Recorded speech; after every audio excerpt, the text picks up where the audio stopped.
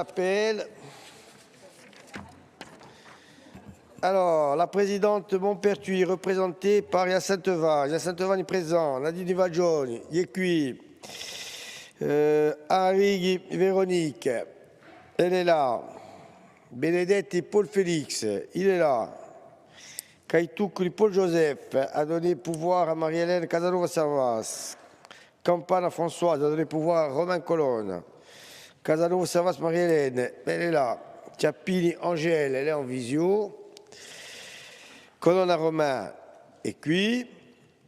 Luciani Saverio est cuit. Jean-Martin Mondoloni a donné pouvoir à Chiappini Angèle. Il devrait arriver. À Chantal Pedini, d'accord. Mais je vois les deux. OK. Donc, Mondoloni et Jean-Martin a donné pouvoir à Chantal Pedini. Chantal Pedini, elle est là. Jean-Michel Savelli, il est cuit. Et Giulia Tiberi a donné pouvoir à Saverio Lugiani. Le quorum est atteint. Poema comincia. Donc, avec les rapports de la présidente que je vais présenter. Donc, l'approbation du procès-verbal, est-ce qu'il y a des remarques? Il n'y en a pas. Donc, je vais mettre aux voix. Est-ce qu'il y a des oppositions, des abstentions, des non-participations? Donc, le rapport est adopté.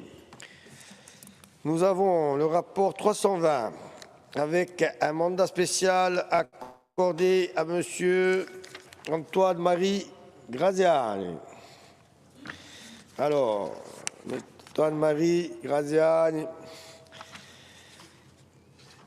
dans le cadre de son mandat, présidente des régions, souhaite organiser dans le cadre des commémorations de la conférence sur le thème « La vie et l'héritage de Pascal Paoli », suivi d'un débat au comité des régions le 9 décembre prochain à Bruxelles. À cet effet, sera accompagné du professeur Antoine-Marie Graziani. Donc, il vous est proposé d'autoriser la prise en charge des dépenses liées au transport, à l'hébergement et à la restauration. Avis de l'exécutif. Favorable. Est-ce qu'il y a des interventions? Il n'y en a pas.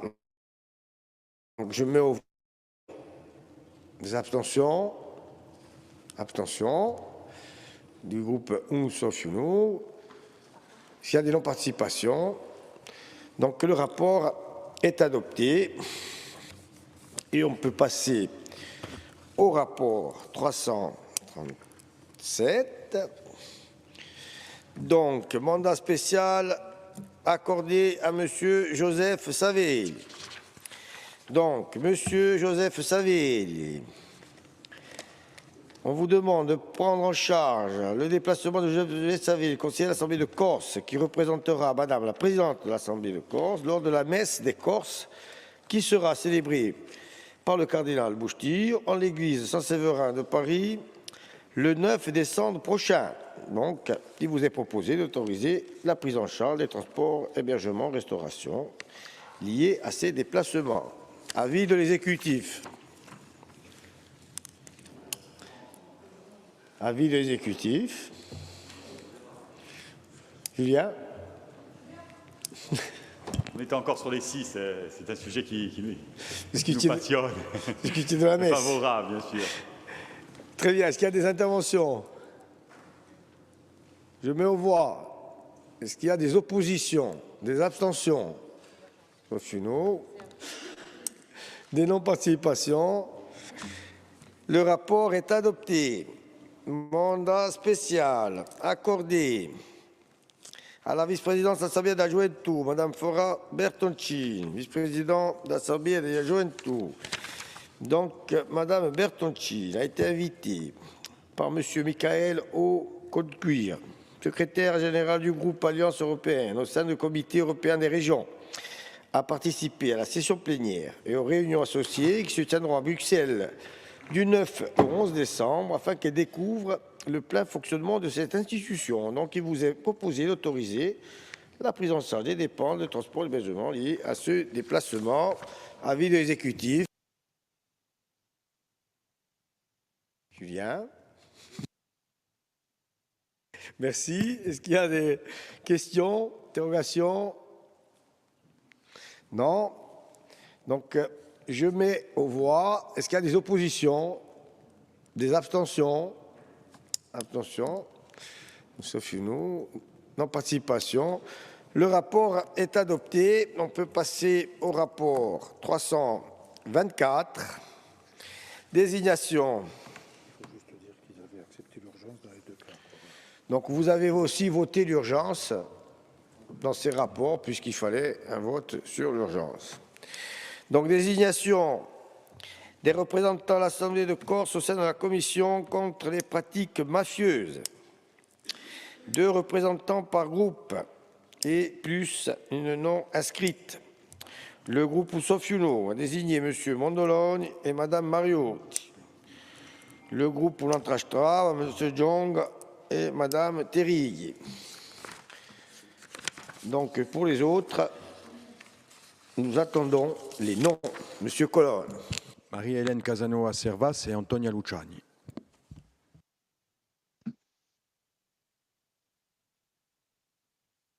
Donc il reste... Président. Oui, Savio Girani. Pierre-Paul et moi-même. Pierre-Paul et Savio Girani. Il faut Cory Front.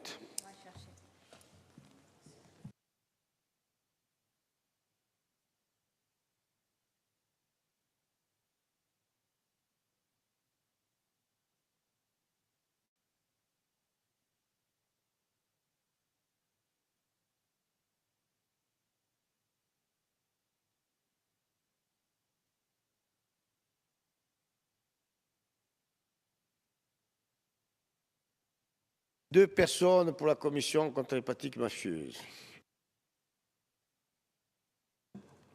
Les pratiques mafieuses.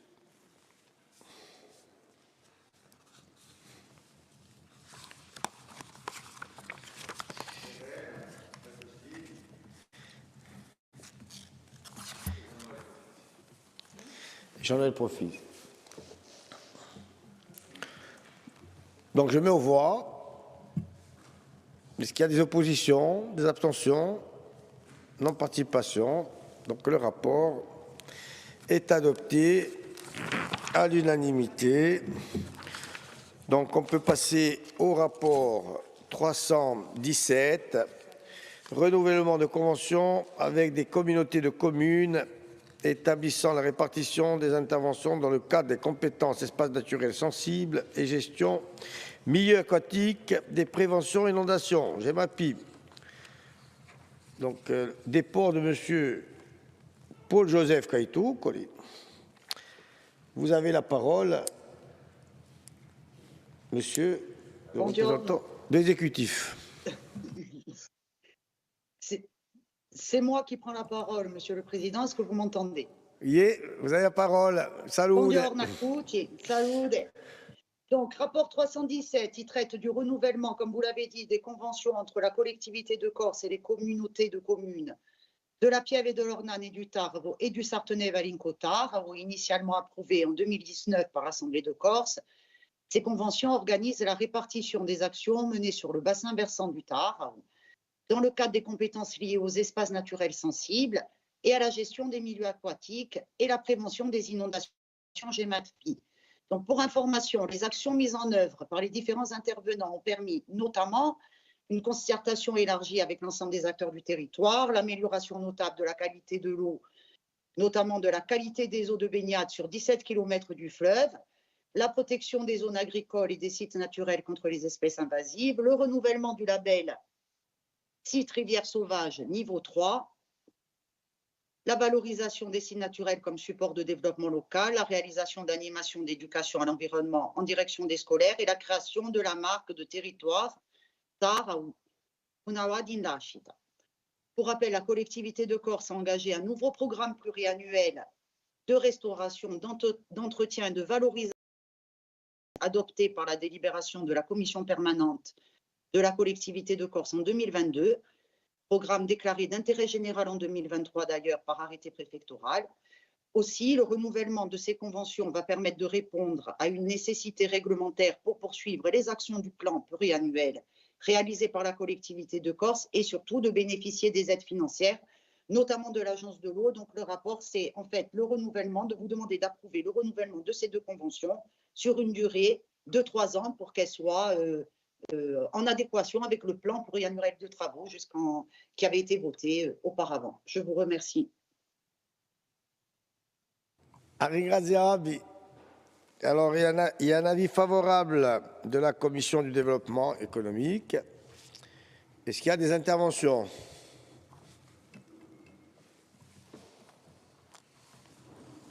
Chinémique. Donc, je mets aux voix.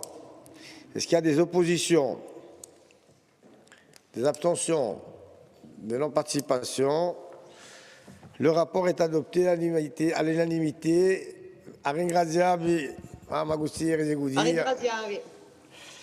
Donc, on peut passer au rapport 310, Culture patrimoine, cession à titre gratuit des anciens bancs de la cathédrale d'Ayache.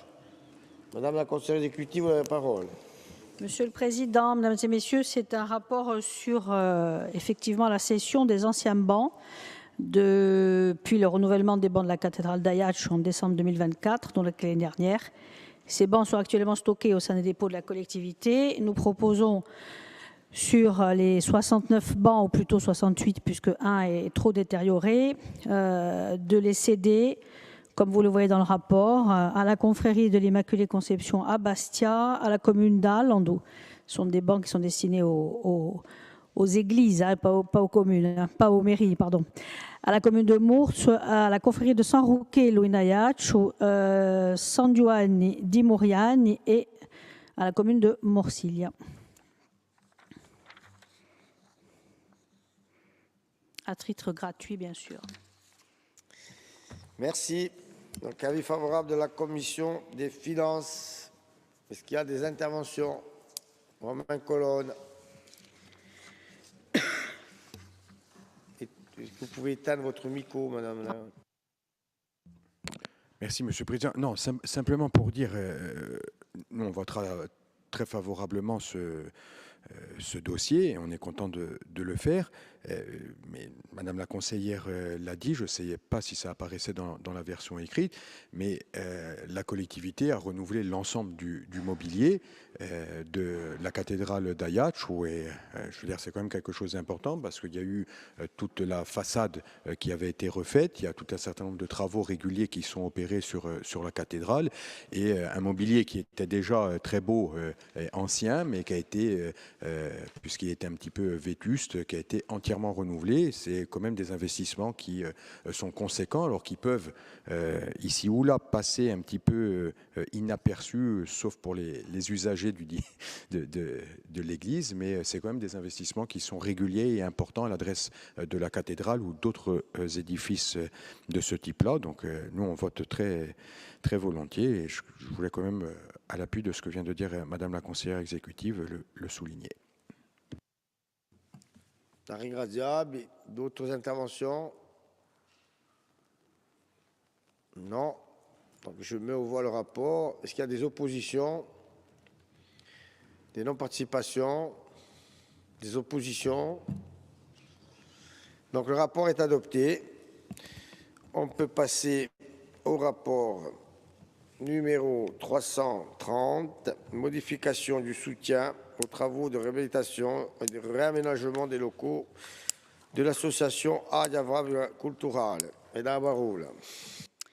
Monsieur le Président, donc c'est un rapport qui concerne la modification du soutien aux travaux de réhabilitation et de réaménagement des locaux de l'association ADIA, qui est une fabrique à Culturale. Donc, par délibération de la commission permanente du 14 décembre 2022, approuvant le soutien aux travaux de réhabilitation et de réaménagement, une convention a été signée entre l'association ADIA et la collectivité de Corse pour une subvention de 400 000 €. Tout le monde connaît ici, en tout cas pour ceux qui ne le connaissent pas, l'association ADIA est une des plus anciennes associations œuvrant dans le champ du spectacle et de la culture, qu'elle est soutenue bien sûr par la collectivité de Corse. Donc, depuis 2019, l'association bénéficie d'une convention pluriannuelle dans le cadre des Fabriche Culturale Donc, elle soutient particulièrement la création contemporaine dans les domaines du théâtre, de l'art contemporain, bien sûr. Au cours de l'année 2017, donc, à la vue d'une baisse de fréquentation de la structure, le conseil d'administration, avec l'appui de la collectivité de Corse, avait décidé de réfléchir à l'avenir de ce lieu en définissant son positionnement dans le paysage. Soucieuse de donner un nouveau souffle, l'association devenue Fabrique en 2019 a réorienté ses activités vers un soutien à la création, l'accueil de résidences, tout en maintenant son niveau de diffusion. Ces réorientations ont conduit l'association à étudier un projet de réhabilitation des locaux vieillissants, inadaptés à ces nouvelles pratiques artistiques. Donc aujourd'hui, simplement, il y avait des travaux qui étaient prévus mais qui n'ont pas pu se faire. Le démarrage des travaux est envisagé en 2024. Le désengagement de l'État a conduit l'association à différer son projet et à le repenser. Le démarrage des travaux sera finalement effectif à compter de février 2026. Donc, ce que nous proposons à cet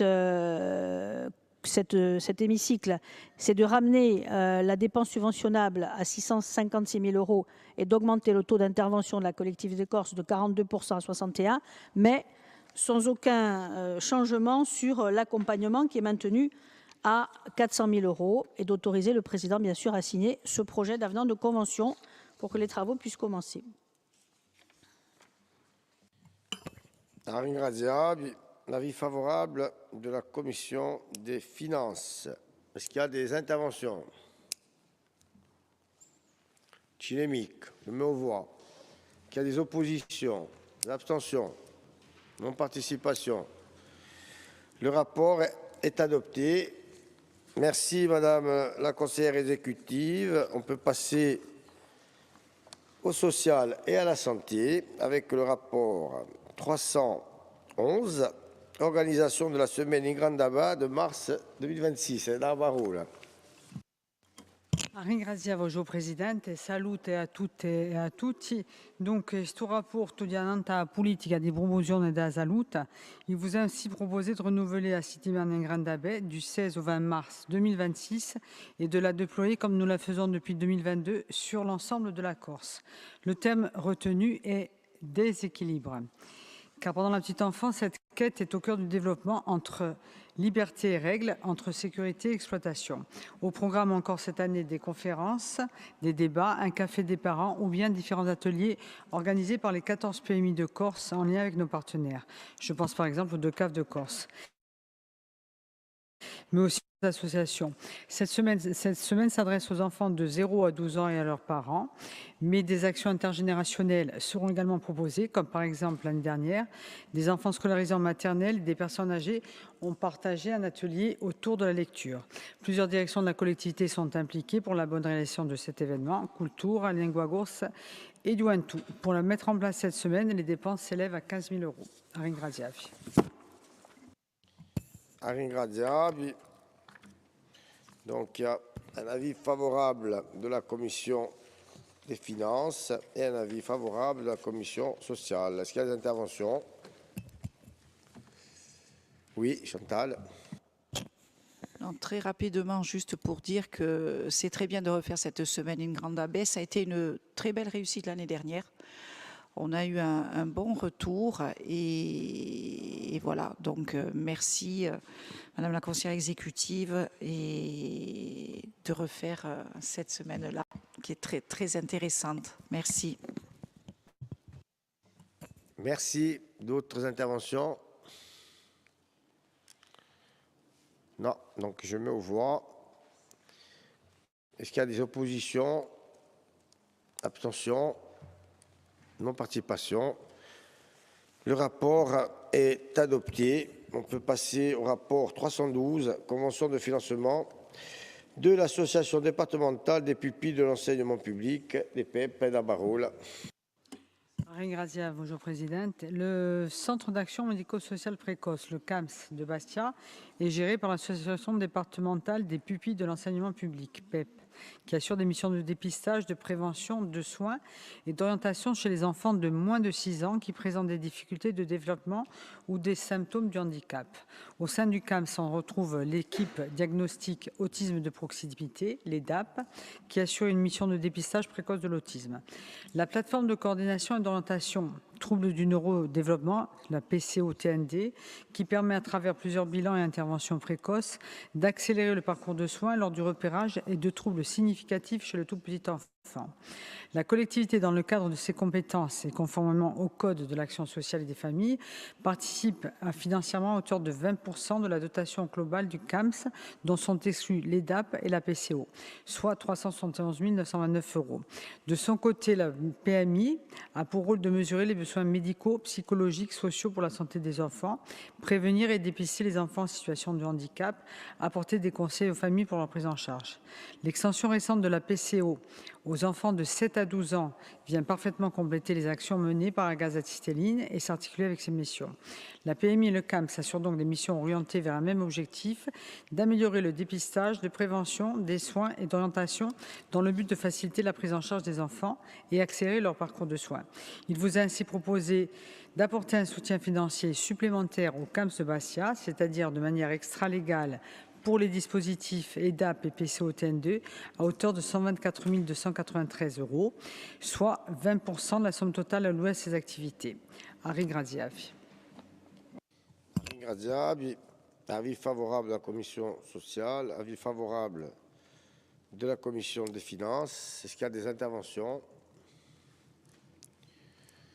Il n'y en a pas. Donc je mets le rapport aux voix. Est-ce qu'il y a des oppositions, d'abstention, non-participation? Donc le rapport est adopté. On peut passer au rapport 313, protocole de transactions relatives aux prestations réalisées dans le cadre du marché d'achat de berceaux pour la protection maternelle et infantile. Vous avez la parole. Donc, je vous présente ici un rapport qui concerne à la fois notre politique d'accompagnement des personnes les plus éloignées de l'emploi, mais il répond également à la demande sociale d'accompagnement des familles vulnérables, qui est un axe fort porté par notre collectivité. Nous avons ainsi mis en place un marché qui vise à acheter des berceaux dans différentes crèches, EAJE, établissement d'accueil des jeunes enfants de Corse, pour lever les freins à l'insertion des parents d'enfants en bas âge afin de favoriser le retour à l'emploi, mais également, quand nos équipes en identifient le besoin, d'engager avec les familles un travail sur l'accompagnement à la parentalité. Je me tourne vers Chantal puisqu'elle connaît bien le sujet et proposer aussi du répit. Le marché concerné a été notifié le 11 octobre 2023, crée des effets contractuels jusqu'au 10 octobre 2024. Au regard des besoins toujours plus prégnants, les équipes de la PMI ont maintenu les enfants dans les structures où ils étaient orientés et accueillis, bien que le marché soit arrivé à son terme. En effet, la procédure de consultation du marché pour le renouvellement du marché public n'a pu aboutir avant le terme du marché originel. Les prestataires sont The Kids et le CAS Cinque Pieve. Ils ont exécuté la prestation de service jusqu'au 4 mars 2025. Il vous est donc proposé un protocole transactionnel qui vise à régulariser cette situation, le service fait ayant déjà été constaté par la collectivité. Il vous est proposé d'adopter les projets de protocole à hauteur de 11 410 €, 5 400 € pour The Kids, Aya, Chubassi et Luciani, et 6 000 pour le CAS Cinque Pieve. Arie Graziavi. Arie Graziabi, donc avis favorable de la commission des finances. Est-ce qu'il y a des interventions? Oui, Chantal. Oui, là aussi, c'est très bien, Madame la conseillère exécutive, mais c'est vrai que cet achat de berceau, lorsqu'il y a un problème comme ça de retard financier, peut nuire à l'EAJE. Voilà, donc là, c'est très bien qu'on prenne voilà, cette décision. Et je sais qu'il y a un frein par rapport à certains établissements, notamment privés, qui craignent d'avoir voilà, ces problèmes-là. Merci. Et nous voterons pour. Merci. D'autres interventions? Non. Donc je mets au voie le rapport. Est-ce qu'il y a des oppositions? Abstention? Non-participation? Le rapport est adopté. On peut passer au rapport 328, convention de financement relative à l'activité d'accueil de jour gérée par la FALEP sur la commune d'Ajaccio. Et la parole. Grazie, Monsieur le Président. Ce rapport s'inscrit dans notre politique de lutte contre la précarité et concerne plus particulièrement l'accompagnement des grands précaires. Il est proposé de soutenir le fonctionnement de l'accueil de jour Stella Maris, qui est géré par la FALEP à Ajaccio. Ce lieu permet aux personnes en grande précarité à la fois de bénéficier des services répondant aux besoins élémentaires, mais également de mettre en place un accompagnement social global qui permet l'accès aux droits et d'effectuer les démarches vers un logement stable. Je tiens à souligner que cette contribution est extra-légale. En effet, la compétence en matière d'hébergement des personnes en situation d'exclusion relève uniquement de l'État. Toutefois, cette activité manque de financement. C'est à ce titre que nous venons soutenir cette action pour l'année 2025. Il vous est donc proposé d'attribuer à la FALEP 90 000 €, soit 20,8% du budget de l'action. Ringradiavi. Ringradiavi. Donc, il y a un avis favorable de la commission sociale, avis favorable de la commission des finances. Est-ce qu'il y a des interventions?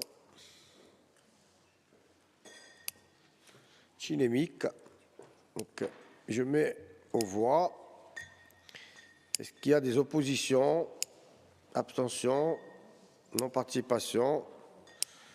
Le rapport est adopté. Donc, on peut passer au rapport 331, convention relative au financement du dispositif d'hébergement d'urgence de la FALEP pour 2025. Vous avez la parole. Ringradiavi. Donc ce rapport s'inscrit également, comme le précédent, dans la lutte contre la précarité, notamment dans la prise de l'hébergement d'urgence sur Ayache et Portuech. Ici, c'est exactement comme pour le rapport précédent, normalement qui relève de la compétence unique de l'État. La collectivité soutient la FALEP dans cette mission qui, au vu de la demande croissante, nécessite des financements complémentaires. La FALEP intervient à Ayache et à Portuech pour la mise à l'abri de ménages sans domicile à travers 2 dispositifs complémentaires qui sont l'hébergement d'urgence en nuitée d'hôtel et la location logement temporaire, l'AET. L'hébergement d'urgence en nuitée d'hôtel, cette action offre une solution temporaire pour ces personnes. Le public accueilli se constitue essentiellement de personnes isolées et de familles monoparentales. La location logement temporaire, ce dispositif permet, via la location de logement par la FALEP, d'accueillir les personnes de manière transitoire et de leur permettre d'accéder ultérieurement à un logement autonome. Là aussi, les femmes isolées avec enfants sont principalement concernées par ce dispositif. C'est-à-dire qu'en fait, sont exclus un peu les messieurs seuls. Un accompagnement social est aussi mis en place pour permettre l'accès au rétablissement des droits. La stabilité du logement contribue également à un meilleur accès à l'emploi. La durée des séjours est en moyenne de 210 jours, démontre la difficulté pour les ménages fragiles d'accéder à un logement, notamment dans l'extrême sud où le marché locatif est particulièrement en tension. Il vous est donc proposé de soutenir ces actions à hauteur de 107 000 €, soit 61 000 pour l'hébergement d'urgence en nuitée d'hôtel et 46 000 pour la location de logement temporaire. Cela représente 30% du budget global de ces actions. Ringradiavi. Ringradiavi. Avis favorable de la commission de la culture, avis favorable de la commission des finances. Est-ce qu'il y a des interventions? Cinémique. Est-ce qu'il y a des oppositions? Abstention? Non-participation? Le rapport est adopté. On peut passer au rapport 329, attribution d'une subvention à l'Université d'Adigo, c'est à l'occasion du tricentenaire di Pasquale Paoli. Et la parole. Ringradiavi. Donc, les étudiants de licence et de master de Studiegorsi de l'Université di Gorzi sont actuellement à Naples depuis lundi pour un projet pédagogique sur le thème de Paoli. Ce déplacement est organisé avec un triple objectif: suivre les pas de Pasquale Paoli à Naples, mettre en valeur la langue corse à l'extérieur et favoriser les relations entre universités. Au programme, conférences et visites qui permettent aux étudiants d'appréhender et d'étudier l'influence sur Pasquale Paoli de ces années à Naples. L'outil Lingua Corsa est en l'occurrence un axe pertinent d'échange autant que d'études historiques. Des séquences plus institutionnelles sont prévues afin d'élaborer et d'officialiser des conventions de partenariat pédagogique et scientifique avec les universités napolitaines Federico Douai et l'Orientale. Projet exemplaire s'il en est, puisqu'il fait intervenir l'università que ce grand homme avait créé à Lingua Corsa et la ville de Naples où il fit ses études dans une démarche d'avenir. Ringradiavi. Ringradiavi. Donc, avis favorable de la commission sociale et avis favorable de la commission des finances. Est-ce qu'il y a des interventions? Il n'y en a pas. Donc, je mets aux voix. Est-ce qu'il y a des oppositions, des abstentions? Non-participation. Le rapport est adopté. Merci, Madame la conseillère exécutive. Donc, on peut passer à l'habitat et au logement, attendant que M. Paoli revienne. Avec le rapport 316, donc attribution d'une garantie d'emprunt à l'Office public de l'habitat de la collectivité de Corse pour l'opération d'acquisition en VFA de 42 logements collectifs, locatifs, à Furiani. Donc, avete la parola au suo consigliere esecutivo, Curabur, tu 316. C'est un rapport qui concerne l'attribution d'une garantie d'emprunt à l'Office public de l'habitat de la collectivité de Corse et qui concerne plus spécifiquement l'acquisition en VFA de 42 logements collectifs locatifs situés à Furiani, donc c'est des PLAI et plus en termes de catégorie sociale et intermédiaire. Donc en effet, l'Office public de l'habitat de la collectivité de Corse nous sollicite pour une garantie d'emprunt à hauteur de 50% de cette opération sur 42 logements. Garantie d'emprunt sur un prêt d'un montant total d'environ 3,5 millions, avec une garantie d'emprunt pour ce qui concerne la collectivité de Corse de 50% de ces 3,5 millions, soit environ 1,7 million, les 50% restants étant garantis par la communauté d'agglomération de Bastia qui a été sollicitée à cet effet par l'OPH. Donc les caractéristiques de ces prêts vous sont précisées dans le rapport. Donc il y a 3 lignes de prêts avec des durées longues allant de 40 à 50 ans. Et je rappelle que sur ce type de programme, les risques sont très faibles en raison d'un certain nombre de garanties auprès de la Caisse des dépôts et consignations notamment. Donc il vous est proposé d'accorder cette garantie d'emprunt à l'OPH pour que cette opération puisse se réaliser. Je vous remercie. Merci. Est-ce qu'il y a un avis favorable à la Commission des finances? Est-ce qu'il y a des interventions? Oui, Jean-Michel Saville. Oui, merci Monsieur le Président. Oui, en fait, on avait posé une question en commission des finances. Alors, c'était une question sur l'encours en fait de ces garanties d'emprunt, puisque on délibère de manière régulière sur ces garanties-là. Et comme vous le disiez, c'est des garanties qui courent sur une période très longue. D'accord. Donc, la question qu'on s'était posée, c'est de savoir quel était aujourd'hui l'encours de ces emprunts. Parce qu'on peut aussi considérer que selon la strate de communes, il y a des communes qui peuvent peut-être se le permettre plus que d'autres. Donc ce qu'on aurait aimé, c'est avoir cet encours global et avec une division entre communes inférieures de 5 000 habitants et communes supérieures à 5 000 habitants. Voilà, c'est simplement une question. Merci. Merci. Est-ce qu'il y a d'autres interventions? Non, Monsieur le conseiller député. Oui, en effet, c'est une question qui revient régulièrement de savoir à quel volume se portent aujourd'hui les garanties d'emprunt.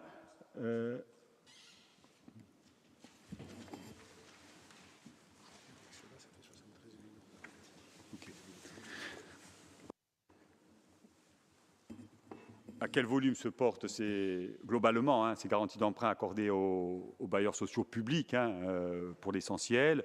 Donc, depuis 2020, c'est-à-dire à peu près la date de l'adoption du règlement d'aide Una Casa per Tutti, qui court encore aujourd'hui, et qui prévoit justement ce dispositif des garanties d'emprunt, on est à 75 millions d'euros de garanties d'emprunt auprès des bailleurs, donc qui a permis de réaliser un certain nombre d'opérations. On aura l'occasion de vous présenter un bilan détaillé du nombre d'opérations qui ont été soutenues à la fois dans le cadre des conventions d'objectifs et de moyens, mais également via ces garanties d'emprunt, probablement au mois de janvier prochain, puisqu'on aura révisé le règlement d'aide au logement. Donc voilà, cette étape de bilan viendra très prochainement. Et ce qu'on constate également, c'est que bien souvent, alors là, ce n'est pas le cas, puisque là, on voit que la CAB vient également garantir l'emprunt de cette opération-là, mais bien souvent, on constate que les communes, même les grosses communes, ne participent pas à ce principe finalement de solidarité et d'accompagnement des offices publics de l'habitat, et donc que la collectivité de Corse est obligée de se substituer en apportant une garantie d'emprunt à hauteur de 50%. Je ne vous cache pas que nous, on préférait que chacun fasse une part de l'effort, surtout quand elles en ont les moyens. Donc on préparera pour le mois de janvier, au moment de l'examen de la révision du règlement des logements, un rapport détaillé à la fois sur les volumes, donc 75 millions d'euros depuis 2020, et aussi sur les types d'opérations, et qui a également participé à sécuriser ces emprunts. Mais je crois que c'est essentiellement la CAB. Je n'ai pas de souvenir de communes ou d'autres communautés d'agglomération qui ont participé, mais peut-être qu'il y en a. Donc on regardera ça de plus près au mois de janvier. Je vous remercie. Merci. Donc, je mets aux voix ce rapport. Est-ce qu'il y a des oppositions? Abstentions? Abstention, sauf une. Non-participation. Le rapport est adopté. On peut passer au rapport donc 318 avec l'attribution d'une garantie d'emprunt à l'Office public de l'habitat de la collectivité de Corse pour opération de construction de 30 logements locatifs sociaux à Bastia. Vous avez la parole. Oui, c'est exactement le même type d'opération que la précédente, une garantie d'emprunt à l'Office public de l'habitat de la collectivité de Corse pour une opération à Paeseno, voie à Bastia, 104 logements, un volume d'emprunt global d'environ 3 millions et une garantie d'emprunt de la collectivité de Corse d'environ 1,4 million, les 50% restants étant garantis, on l'espère, par la communauté d'agglomération de Bastia qui a été sollicitée pour cela. Donc là, il y a encore une fois 4 lignes de prêt souscrits auprès de la Caisse des dépôts et consignations avec des durées également longues, puisque là, on va de 40 jusqu'à 60 ans, et vous avez le contrat de prêt qui est annexé à la délibération. Je vous remercie. Avis Grazia, avis favorable de la Commission des finances. Est-ce qu'il y a des interventions? Il n'y en a pas. Donc je mets aux voix. Donc il y a des oppositions, d'abstention. Donc sauf non-participation. Donc le rapport est adopté. On a fini avec l'habitat et le logement. On peut passer à l'administration générale, toujours avec le conseiller exécutif, M. Paolini. Donc, conditions de mise à disposition de véhicules aux élus et emplois fonctionnels de la collectivité de Corse.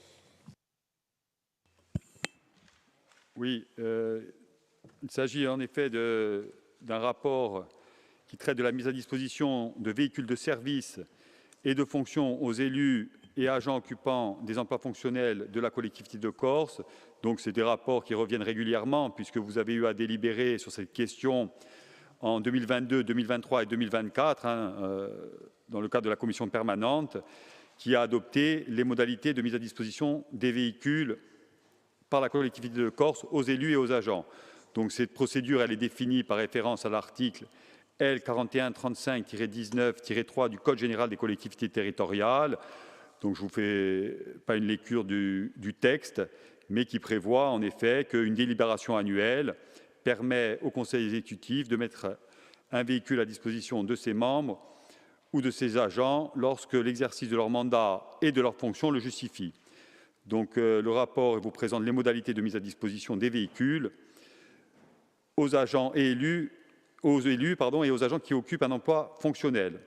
Donc, s'agissant des élus, il est à noter que le ministère de la Cohésion territoriale et des relations avec les collectivités a publié une réponse au journal officiel du Sénat en mai 2021 qui précise que l'attribution de véhicules ne pouvait intervenir que lorsque l'exercice des mandats le justifie et qu'il ne pouvait s'agir que d'un véhicule de service et non d'un véhicule de fonction. C'est important pour les élus. Le ministère a précisé cela, des véhicules de service et non pas des véhicules de fonction pour les élus, quelle que soit leur fonction élective.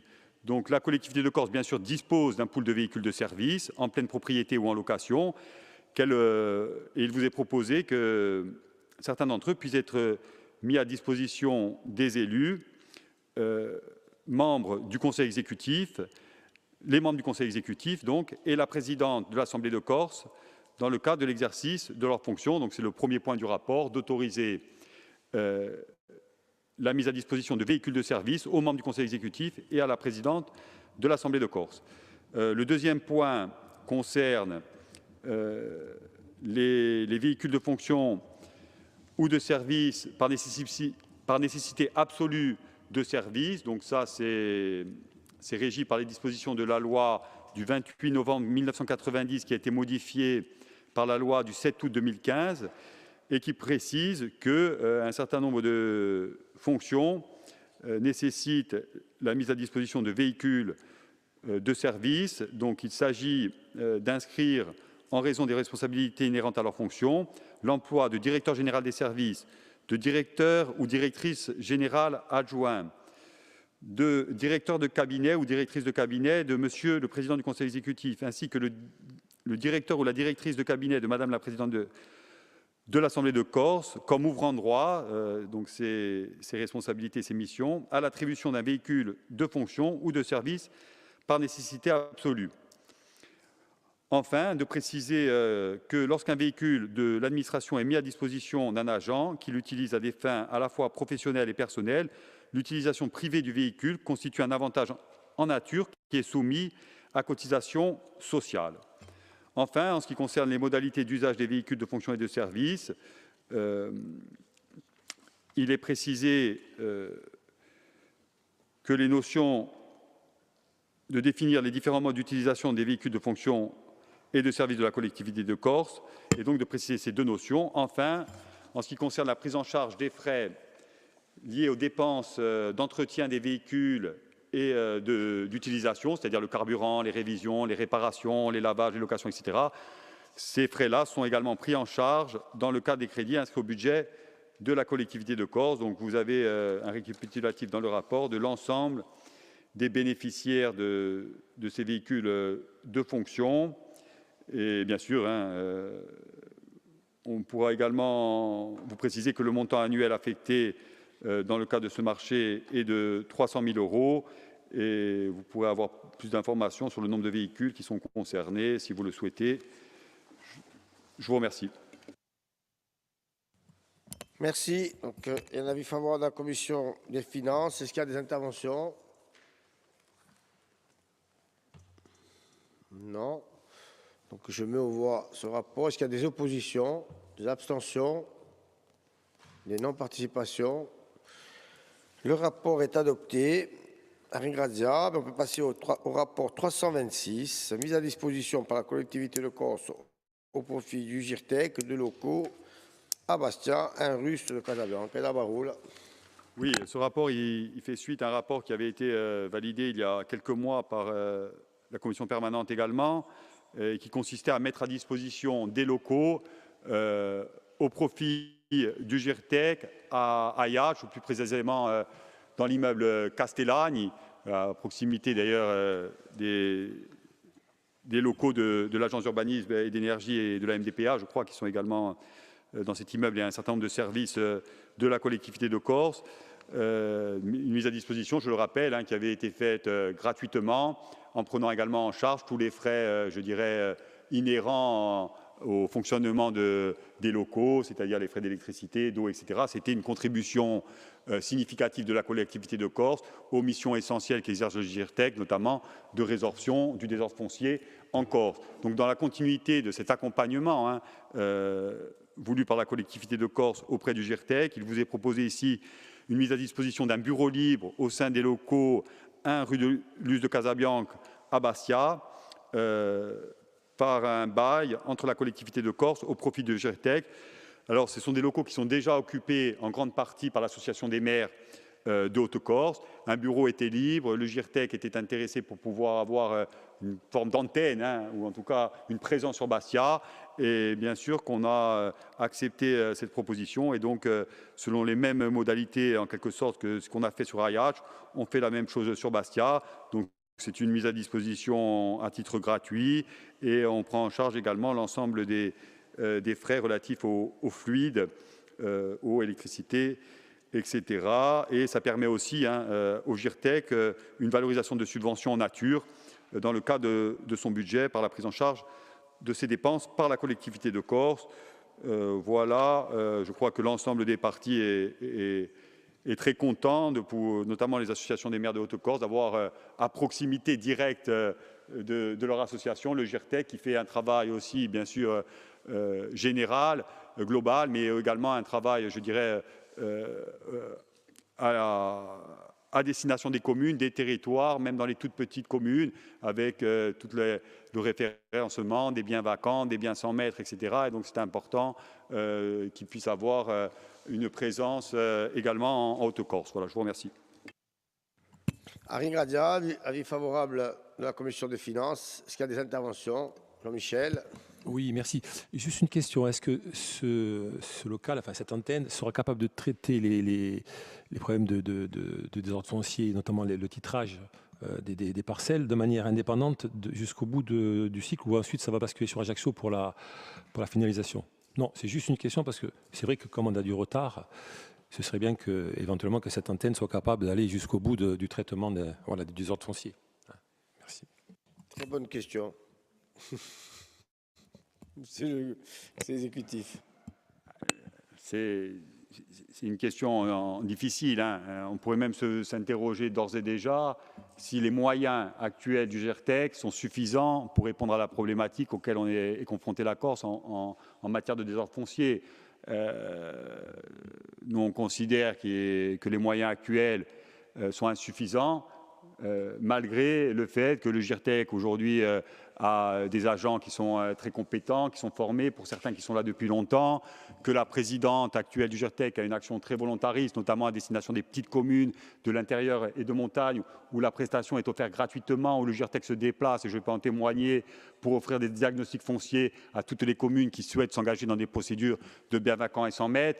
Donc il y a un travail important, voire très important, qui est actuellement réalisé par le GIRTEC avec peu de moyens finalement. Et je rappelle aussi qu'ils ont toutes les peines du monde, le GIRTEC aujourd'hui, à obtenir le million d'euros dont ils ont besoin chaque année pour fonctionner, millions d'euros qui leur est attribué par l'État, mais qui souvent se renvoie la balle entre le ministère de la Justice, de l'aménagement du territoire, etc. etc. Donc c'est un financement du GIRTEC qui est fragile, qui aujourd'hui n'est pas pérennisé.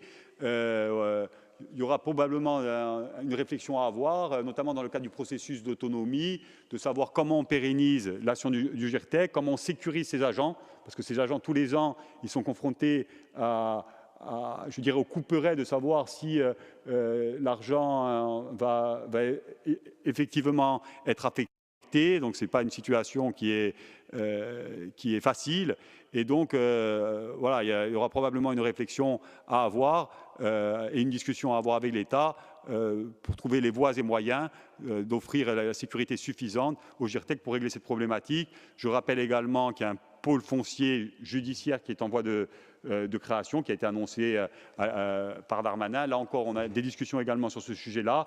On aura l'occasion de revenir, notamment sur la nécessité d'avoir des adaptations législatives et réglementaires sur cette thématique du réseau foncier, en associant bien sûr les notaires, les avocats, les géomètres, toutes les parties prenantes, et pas qu'uniquement le volet judiciaire, et trouver les moyens pour essayer d'améliorer la situation, parce que le GIRTEC n'y parviendra pas tout seul avec les moyens qui sont actuellement les siens. Et du côté collectivité de Corse, c'était une action qu'on pourrait juger symbolique, que la mise à disposition gratuite des locaux, mais pour le GIRTEC, c'est important, c'est un signe, je crois. Et on travaille également, pour que vous ayez tous les éléments, à une convention avec le GIRTEC, puisque la collectivité de Corse a aussi souvent besoin, dans le cadre de ses missions, par exemple, sur les infrastructures routières, de régler des problèmes de désordre foncier, et peut-être qu'une convention avec le GIRTEC pourrait nous permettre d'aller plus vite et de régler parfois des situations difficiles sur des projets d'infrastructures ou d'investissement portés par la collectivité de Corse. Donc je mets au voie ce rapport. Est-ce qu'il y a des oppositions? Abstentions? Non participation? Le rapport est adopté et on peut passer au foncier, avec le déclassement d'une section de l'ex-route départementale 859 aux fins de reclassement dans la voirie communale de Saute. Oui, l'ex-route départementale 859 comporte une section délaissée qui constitue le seul accès à un grand nombre d'habitations sur la commune de Saultes, ainsi qu'à la future station d'épuration que la commune envisage de réaliser à moyen terme. Donc cette partie de délaissée est importante pour la commune et bien sûr les résidents qui accèdent à leur habitation par ce délaissé de route. Et donc dans le cadre d'un projet d'intérêt général, la commune prévoit d'acquérir des parcelles qui sont indispensables pour accorder ce délaissé de route à l'ex-route départementale 859, notamment, pour ceux qui connaissent, au niveau de la sortie sur le giratoire.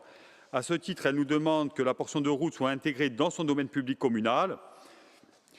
Cette section de route, aujourd'hui, elle ne revêt pas, pour la collectivité de Corse et le domaine public routier, un intérêt particulier. Et donc, on vous propose une procédure de déclassement-reclassement de cette voirie qui est conforme au projet d'intérêt général poursuivi par la commune. Donc, deux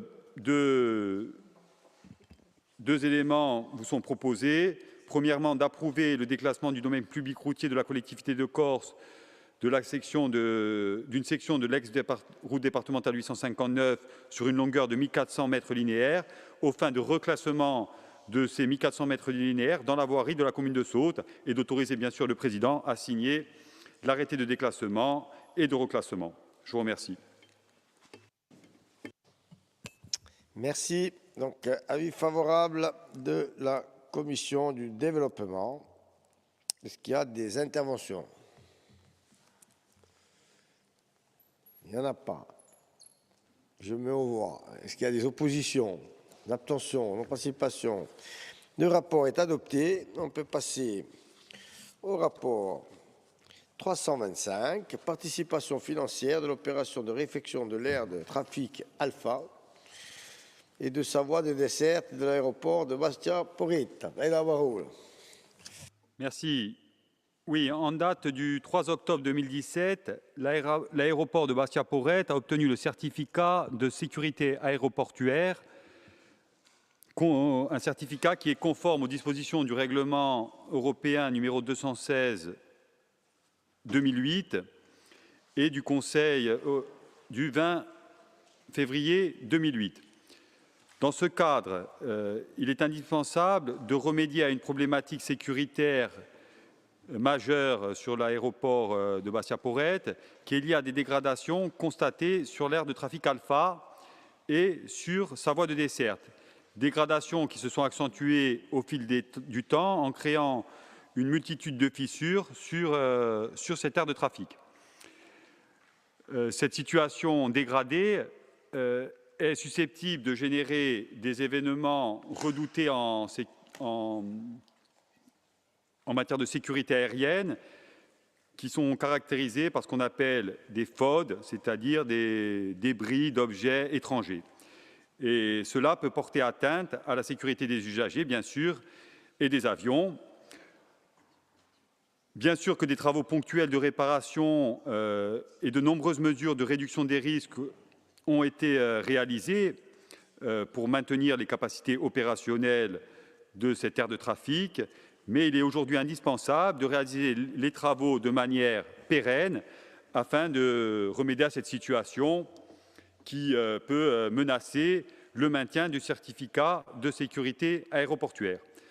Donc, le financement de cette opération a été prévu avec une clé de répartition suivante, Pour la collectivité de Corse, une participation à hauteur de 4,8 millions d'euros, soit 60% du montant global du projet, et pour la CCI, 40% du montant total du projet au titre de la concession, soit 3,2 millions d'euros. Donc un montant global de l'opération qui se porte à 8 millions d'euros. Donc une convention de financement reprenant ces éléments sera mise en place avant le démarrage de l'opération, bien sûr, avec le dossier qui justifie que les aides à l'investissement en faveur de ce projet sont compatibles au regard du règlement européen, notamment le règlement UE 651 de 2014. Donc, il vous est proposé aujourd'hui d'approuver le principe de versement d'une subvention de la CDC au profit de la Chambre de commerce et d'industrie au titre de cette opération sur l'aéroport de Bastia-Porrette, c'est-à-dire la réfection de l'aire de trafic Alpha et de sa voie de desserte, et d'autoriser le président du conseil exécutif à signer et exécuter cette convention financière de subvention qui, est, bien sûr, vous est jointe au projet de rapport. Je vous remercie. Donc, avis favorable de la Commission des finances. Est-ce qu'il y a des interventions? Oui, Paul Félix. Sur le fond, je ne remets pas en cause l'investissement, bien au contraire. Par contre, sur la forme, je pense que les services devraient étudier un autre montage. Au lieu de faire une subvention, de faire une convention de comaîtrise d'ouvrage en laissant aux chambres de commerce le pilotage pour un temps que j'espère très précaire. On refera ensuite une convention de reprise d'activité assez vite, du moins si la nouvelle structure voit le jour. Par contre, comme les activités portuaires et aéroportuaires ne génèrent pas de commerce avec TVA, que les taxes qui financent les chambres de commerce aujourd'hui pour la partie aéroport et la taxe d'aéroport et la taxe d'aviation civile, elles ne sont pas soumises à TVA. Les billets d'avion ne sont pas soumis à TVA. Ce qui veut dire que tous les travaux d'investissement dans le champ aéroportuaire est éligible au FCTVA. Bien entendu, ça veut dire que la subvention qu'on doit donner, ça doit être une participation et non une subvention, et une participation TTC. Le delta pour la CTC, à moins que je me trompe, mais dans la lecture des textes, les travaux ils sont éligibles au FCTVA. Ça veut dire qu'on paiera une TVA travaux à 10%, on la récupère à 18%. Le delta, c'est 8%. 8% de 4,8 millions, ça fait presque 400 000 euros. Donc, ça mérite qu'un fonctionnaire réfléchisse et vérifie. Si c'est impossible, vous faites la subvention, mais je pense que ça fait partie des choses qui rentrent dans le champ d'application des travaux éligibles au FCTVA. C'est-à-dire que si c'était l'inverse, si la CCI donnait une soulte financière à la CTC et que la comaîtrise d'ouvrage était dans l'autre sens, quitte à définir l'opérateur technique qui pilote l'opération, il y aurait une récupération de la totalité du FCTVA.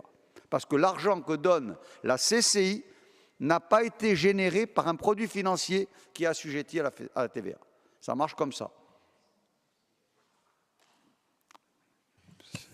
Très bien. Ça ne change rien. Ça vous fait, au lieu de faire une convention de subvention, c'est une convention de cofinancement avec TVA. Est-ce qu'il y a d'autres interventions? Non. Président. Ah, pardon. On prend bonne note, bien entendu, de la proposition de Paul Félix Bénédier, qui semble en effet, à ce stade, très intéressante à expertiser, d'autant qu'on aura dès demain des débats sur le futur établissement public industriel et commercial CCI, et donc probablement très prochainement à discuter des modalités financières relatives à cet établissement et donc du partenariat entre la collectivité de Corse et ce futur EPIC. Et parmi les discussions, il y a bien sûr tout le volet lié aux investissements indispensables sur les infrastructures portuaires et aéroportuaires. Et donc cette piste-là d'une potentielle recette liée à la récupération de la TVA doit être expertisée. Et donc, moi, ce que je vous propose, je n'ai pas la réponse à ce stade et je pense que les services non plus, c'est qu'on prenne bonne note de la proposition de Paul Félix Bénédette, qu'on l'expertise et que dans le cadre des discussions sur le futur établissement industriel et commercial, on puisse trouver les meilleures modalités qui peuvent permettre à la collectivité de Corse des recettes indispensables, je dis aujourd'hui, dans le cadre budgétaire actuel. Très bien. Donc, je mets au voie ce rapport avec les précisions qui ont été données. Est-ce qu'il y a des oppositions, des abstentions, non-participation? Le rapport est adopté à l'unanimité. Donc, c'était le dernier rapport, è movinido. Dunque, a domani.